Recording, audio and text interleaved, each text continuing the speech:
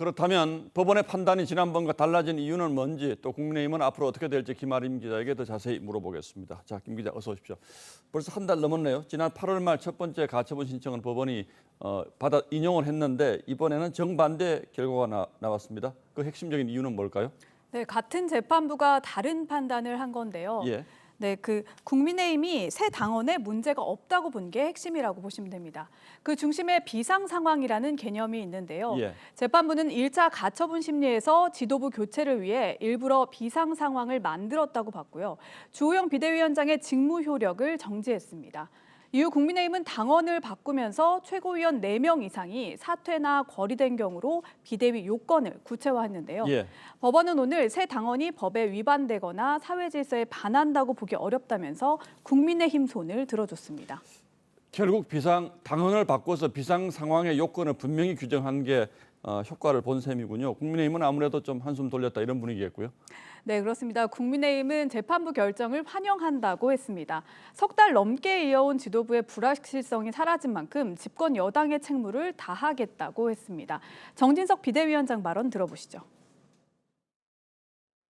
국민 여러분과 당원 동지 여러분들께 심려를 끼쳐드렸습니다. 이제 집권 여당의 지도 체제를 안정적으로 확립해서 예, 이 전 대표 추가 징계 오늘 논의하는 건 우연이겠죠? 네, 법원의 가처분 기각 소식이 전해지자 이준석 전 대표는 SNS를 통해서 사명감을 갖고 덩어리진 권력에 맞서왔다면서 더 외롭고 고독하게 제 길을 가겠다 이렇게 짧은 입장을 냈는데요. 예. 일부에선 추가 소송도 점치고 있지만요. 이 전 대표의 당초 임기가 내년 6월까지여서 시간이 오래 걸리는 본안 소송에 나서진 않을 가능성이 높습니다. 다만 윤리위의 추가 징계에서 다음 총선 출마가 불가능한 수준의 중징계가 나올 경우에 징계 결정에 대한 법적 대응 가능성이 있습니다. 이 전 대표는 장외 여론전이나 탈당 말고는 현실적인 선택지가 지금은 없는 상황입니다. 오늘 밤 징계 수위가 얼마나 큰 징계가 나올지 이게 이제 대단히 중요할 텐데 그리고 또 하나가 있죠. 이번 사태를 촉발시킨 이 전 대표 성비 문제 경찰 수사가 진행 중인데 이건 어떻게 되고 있습니까?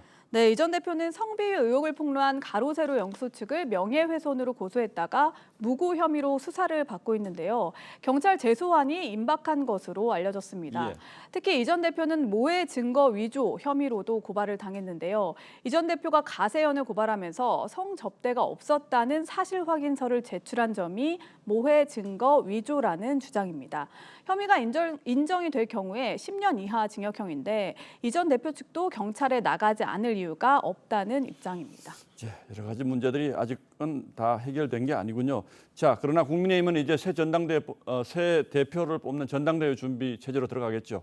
네, 그렇습니다. 국정감사가 끝나고 내년 초로 예상되는 전당대회 준비 국면으로 전환될 것으로 예상됩니다. 사실 가처분 인용으로 정진석 비대위원장의 직무 집행 효력이 정지될 경우에 대비해서 주호영 원내대표가 비대위원장을 맡고 연내 조기 전당대회를 하는 방안도 준비를 하고 있었는데요.